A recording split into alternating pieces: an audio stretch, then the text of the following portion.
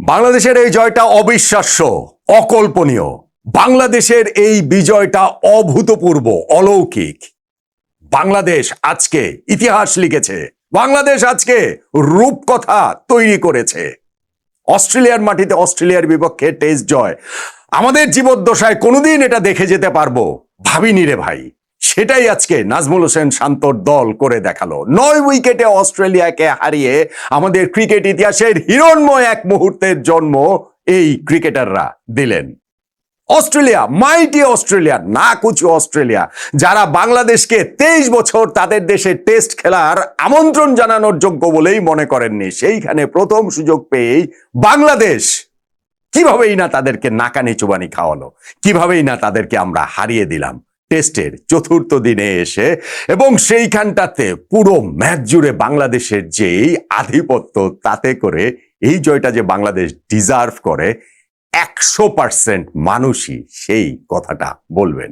টেস্টের চতুর্থ দিনে কিভাবে আমরা এই বিজয়টা আসলে করায়ত্ত করলাম, কিভাবে আমরা ইতিহাসকে নতুন করে লিখলাম, কোন পয়েন্টটাতে কোনটাকে আপনি বলবেন আসলে এই দিনের moment of the day, magical moment of the day, সেটা নিয়ে একটু আলোচনা করছি।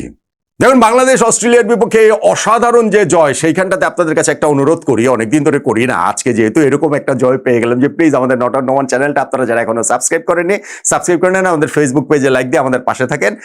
আপনাদের পাশে থাকলে আসলে অনেক বেশি সাহস আমরা পাই। আমাদের পাশে পেয়ে যেই সাহসটা নিয়ে বাংলাদেশ দল অস্ট্রেলিয়াকে হারিয়েছে, ফলে প্লিজ আপনাদেরকে সেই অনুরোধটা করছি। বাংলাদেশ এই চতুর্থ দিন খেলাটা শুরু করেছিলাম ইতিহাসটাকে সামনে রেখে, নতুন ইতিহাস তৈরির সংকল্প নিয়ে।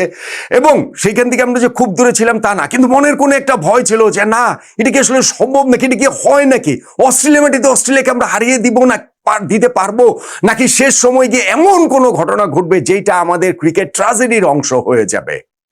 অস্ট্রেলিয়াকে 3 দিন ধরে আমরা নাকানি চুবানি খেয়েছি। প্রথম ইনিংসে 228 রানে লিড নিয়েছি, এমনকি তৃতীয় দিন শেষে অস্ট্রেলিয়া যখন 4 উইকেটে 161 রানে শেষ করে, তখনও আমরা 67 রানে এগিয়েছিলাম।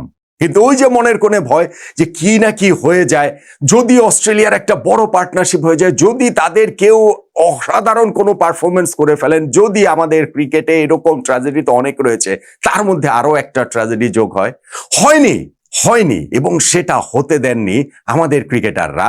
আমাদের মেহেদী হাসান মিরাজের কথা আলাদা করে বলতে হবে। সকালের সেশনটা যে এত গুরুত্বপূর্ণ ছিল, সেই জায়গাটাতে মিরাজ 3টা উইকেটে তুলে নিয়েছেন অস্ট্রেলিয়ার, ফলে ওইখানটাতেই কিন্তু বাংলাদেশের ম্যাচ জয়টা এই 4 ডেতে গিয়ে এক অর্থে নিশ্চিত হয়ে গিয়েছে। অ্যালেক্স ক্যারি এবং ক্যামেরন গ্রিনের পার্টনারশিপটা ভয়ঙ্কর হয়ে উঠতে পারত, এবং ক্যারিকে 30 রানের সময় তিনি যখন গিয়ে মেহেদী হাসান মিরাজের ওই একটা টার্নে তার ব্যাটের আউটসাইড এজ হয়ে সেটা কিপার লিটন দাসের কাছে জমা পড়লে আমরা মর্নিং এর প্রথম ব্রেক থ্রুটা পেয়ে গেলাম। অসাধারণ একটা ডেলিভারি মিরাজের।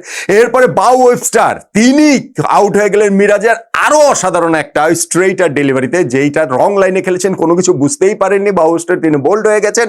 এবং যখন গিয়ে প্যাট কামিন্স ও ব্যাট প্যাডে ক্যাচ দিয়ে সাদমানকে শর্ট লেগে আউট হয়ে যান, 207 রানে অস্ট্রেলিয়ার 7 উইকেট পড়ে যায়, তখনও তো বাংলাদেশের ইনিংস ব্যবধানে জয় পর্যন্ত সম্ভব ছিল না। ঠিক আছে, আমরা ইনিংস ব্যবধানে জিততে পারিনি, আমার তাতে কোনো আপত্তি নাই। আমাদের এই যে অনেকেই বিভিন্ন ভিডিওর কমেন্টসে লিখেছেন বা ইনিংস ব্যবধানে জিতে যাবো, আমি একটা উত্তর অনেক জায়গাতে লিখেছি, বাংলাদেশ যদি 1 উইকেটে জিতে আমার তাতেও কোনো আপত্তি নাই। সো ইনিংস ব্যবধানে জিততে পারিনি তো কি হয়েছে? লাঞ্চ পর্যন্ত মিচেল স্টার্ক এবং ক্যামেরন গ্রিনের পার্টনারশিপটা বাংলাদেশকে আবার একটুখানি অনিশ্চয়তার দোলাচলে ফেলেছিল, তো কি হয়েছে? নতুন বল নিয়ে লাঞ্চের পরে তো তাসকিন আহমেদ এই পার্টনারশিপটা ঠিকই ব্রেক করে দিলেন, মিচেল স্টার্ককে উইকেটের পেছনে ক্যাচ দিতে বাধ্য করেছিলেন ক্যামেরন গ্রিন, যিনি টেস্ট সেঞ্চুরিটা তুলে নিয়েছিলেন। তবে তারপরে তাকে আর বেশি দূর এগোতে দেননি। কে দেননি? হাসান মাহমুদ, আমাদের এই টেস্টের হিরো হাসান মাহমুদ, যিনি প্রথম ইনিংসে 6 উইকেট নিয়েছিলেন, সেকেন্ড ইনিংসেও শুরুতেই 2 ওপেনারকে আউট করেছেন। ব্যাট হাতেও কি অসাধারণ বীরত্বপূর্ণ তার সেই ব্যাটিংটা, ওইটার কথাও তো আমরা আসলে ভুলবো না। এবং তিনি যখন গিয়ে বোল্ড করে দিলেন এই ক্যামেরন গ্রিনকে, ব্যাটের ভেতরের কানায় লেগে তিনি ব্লেড অন হয়ে যান, বাংলাদেশ তখন ইতিহাস আর বাংলাদেশের মাঝখানে আসলে দূরত্ব একেবারে স্পর্শের।